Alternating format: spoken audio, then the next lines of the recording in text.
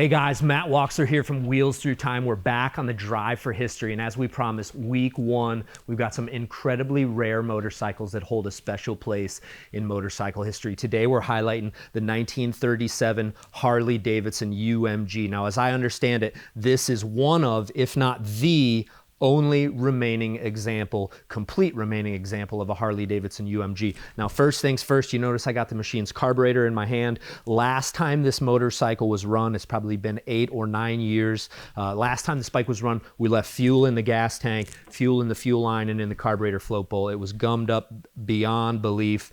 No way that the bike was gonna run for you guys today. So yesterday we pulled the carburetor off. I just got the thing back together. We're gonna be bolting it on here right now as we speak. So the Harley Davidson UMG, incredibly rare model, and again, this may well be the only known example, or only remaining example in police trim. Now, 1937, Harley Davidson debuts the U model, 74 and 80 cubic inch, flathead, 4-speed transmission wrapped in the new knucklehead, what I call the knucklehead style chassis. So all new welded gas tanks, new double down tube frame, the 4-speed constant mesh transmission, just an entirely new motorcycle in 36 that Harley Davidson carried over with the U model in 37. So the UMG is a special variation of that U model that was specially built with a purpose in mind. Now, 1930s, motorcycle depression really lasted all the way through the 1930s. Excelsior actually went out of business in 31. Harley Davidson, Indian, tough times for both companies. It was really leading all the way up to World War II. It wasn't until World War II that each of those companies kind of rebounded and got out of that Great Depression, which started in the late 20s. So the UMG, incredibly rare bike. They just built a handful of them. It's unknown exactly how many were built.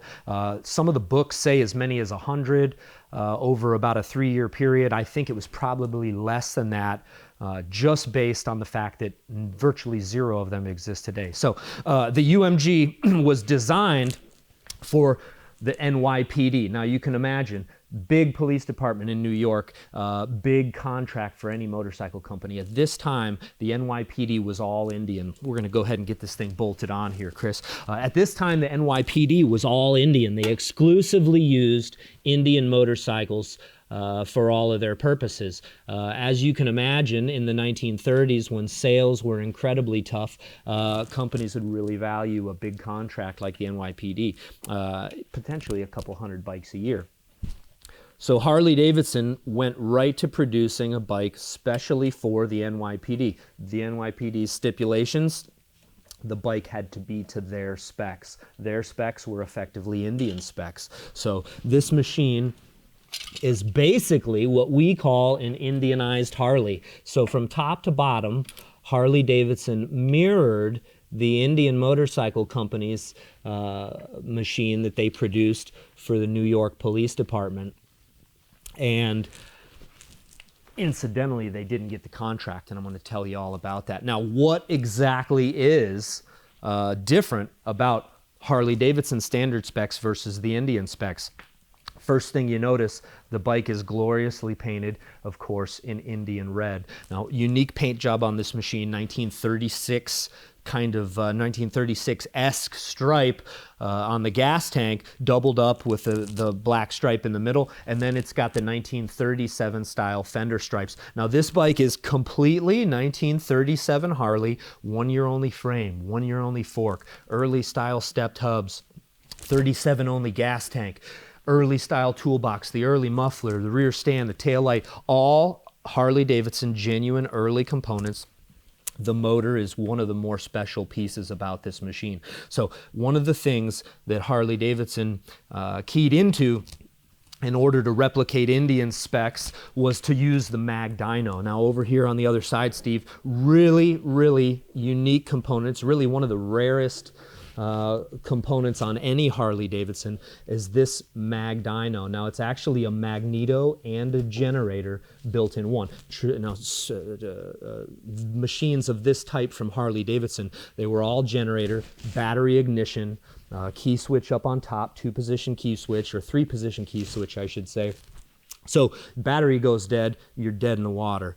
Police machines, you do not want that battery going dead. So Harley used the Indian style mag generator. There's special components that actually allow this to bolt up to the Harley style engine with Harley Davidson specially cast experimental part numbers. Now the engine itself is designated 37 UMG. It may be a little bit tough for you guys to see, but there's the 37 UMG in the VIN number. And what the MG means, it's U model mag generator. So really, really neat piece. Totally different ignition system than any Harley Davidson that was ever produced at the time. Now, some of the other really unique features about this motorcycle that were really taken from Indian is the heel-to-go clutch. Harley and Indian both had the tank shift and rocker clutch at this time. Harley Davidson is what we call toe-to-go. So real easy.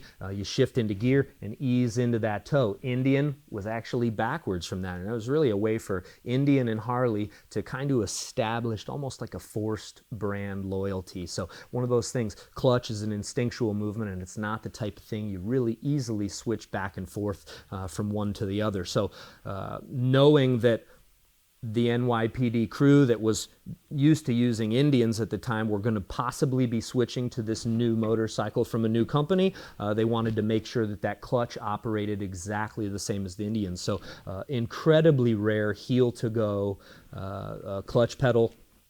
Believe it or not, my dad had this clutch pedal in his personal collection for probably 30 plus years. When he bolted it on this bike, it was new old stock, and you can still feel some of the grip there that holds your boot in place.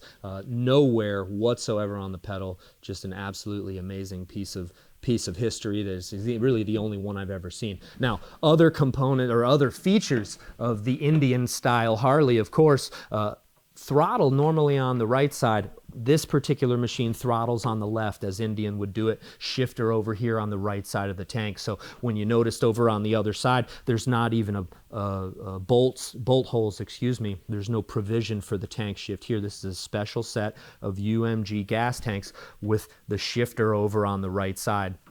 Now, being that the machine is a mag generator ignition down here, you've noticed the special cam cover. Only seen a handful of these cam covers in my entire life. Normally a U-model timer, like on this machine right over here, Steve, the U-model timer sticks right out of the cam cover here. Easy to access the points, adjustable on the left-hand grip to advance and retard your timing. As you can see, none of that over here is present on the UMG. This has been specially cast, beveled off here. And that's because all of your timing mechanism is right over in that Mag-Dyno on the other side. So left-hand throttle, right-hand spark advance, also front brake over here on the right side. Now that's where it is on a new modern motorcycle, but traditionally on all your tank shift bikes, brake lever is on the same side that you shift on. So as it would be, shifting on the right side, brake levers over on this side as well. So really, really unique piece of equipment. One of the things that's most unique about this bike, as much effort as Harley put in to creating this unique model, they didn't end up getting the contract. And as far as in the history books, you won't really ever read why that is. I've got my own ideas exactly on why Harley Davidson came up short and kind of under-delivered. Now, at this time, 1937, Harley debuts the U model, 74 and 80 cubic inch machines. So Harley Davidson with the UMG stuck with Indian specs, 74 cubic inches. At the time, Harley at this very same time was offering the 80 cubic inch flathead, slightly larger displacement. Instead of running with the 80 and over-delivering, they just stuck with that 74. Same thing on the transmission. Harley Davidson's big new invention in 1936, aside from the engine or knucklehead engine and the circulating oil pump, was the 4-speed constant mesh transmission. It's revolutionized the way that you shift and the way that you operate your motorcycle. Indian at the time stuck with the old sliding gear 3-speed transmission. So rather then producing the UMG with their 80 cubic inch and 4-speed transmission. Harley Davidson, like I said, kind of under-delivered and produced a 3-speed 74. As a result, the machine was really not much different than your standard Indian of the same day. So as you can imagine, NYPD sticks with Indian. It's what they know, it's what they were used to, and it's the long-standing relationship that they had developed. You know, the way I always kind of looked at it, if Harley Davidson would have produced this bike with the 4-speed 80, New York Police Department would have been going in a whole new direction. Now, interestingly enough, I always looked at the UMG as Harley Davidson's learning curve for World War II when it came time to produce military machines. Now, short story, the military coming into World War II asked both Harley and Indian to produce a 500cc flathead. At the time, Harley was producing a 750. They didn't have a 500cc. At the very same time, Indian was producing a 600. They didn't have a 500cc. So Indian actually steps back, follows the orders, and produces a smaller 500cc flathead. Harley Davidson said, to hell with that. What we're going to do is we're going to offer our 750 in this package and show up to the table over delivering. As it would be, Harley Davidson got a contract for maybe 70, 80,000 units. Indian was left with a significantly smaller contract, less than half the size. So I always looked at the UMG was Harley Davidson's learning curve to really get ahead in World War II. So World War II production, one of the things that put Harley Davidson ahead of Indian for all time, and really it was ground that Indian was never able to make up. So we're going to fire this bike up. We've got it gassed, tighten up a few nuts and bolts here. I've got the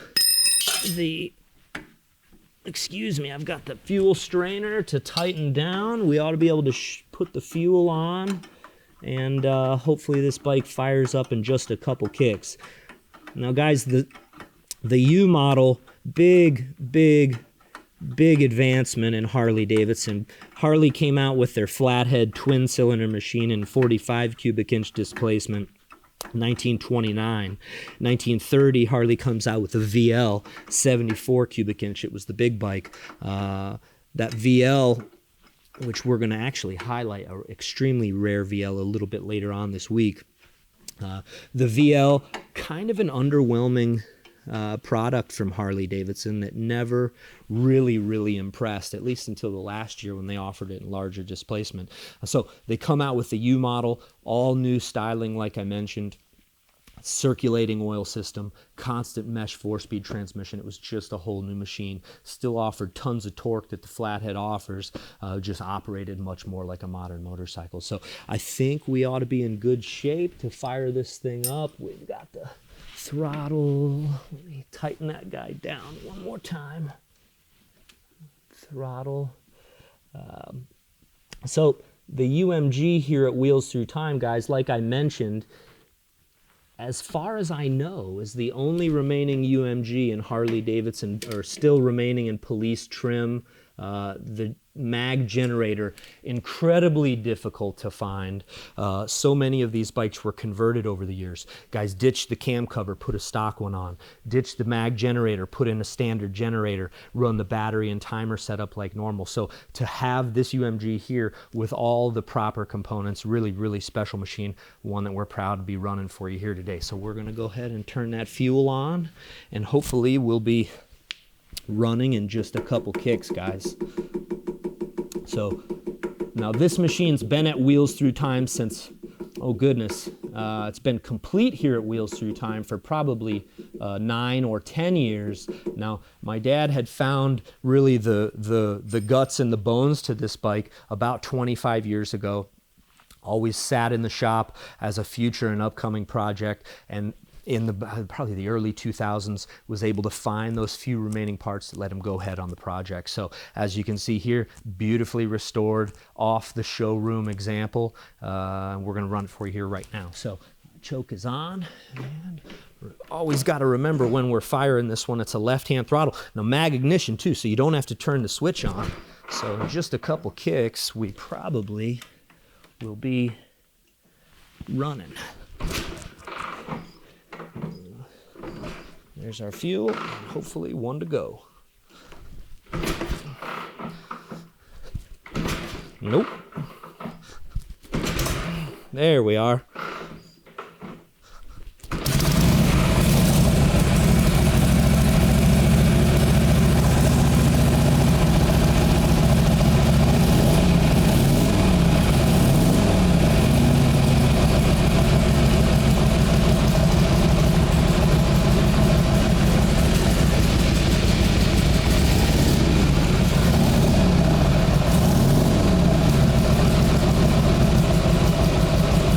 Quiet engine. It's got that early Harley exhaust note from that fishtail muffler. Let's dial her in a little bit.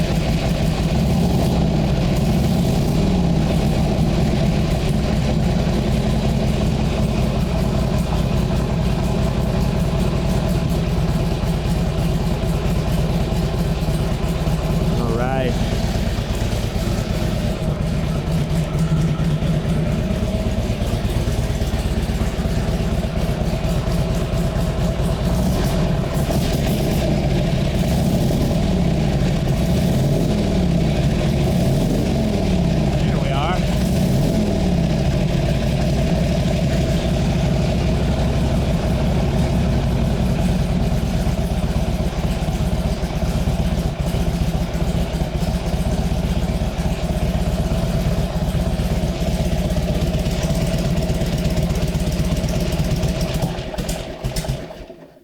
And there you have it, guys. The world's only, or one of the only, remaining Harley-Davidson UMGs right here on the Drive for History at Wheels Through Time. Make sure you guys support the museum that runs. Remember, you guys help fuel this place and keep us going. Check out our website. Purchase some raffle tickets, maybe a lifetime membership, some merchandise from our gift shop. We'll be seeing you guys later on this week and throughout the winter. Drive for History. We'll see you then.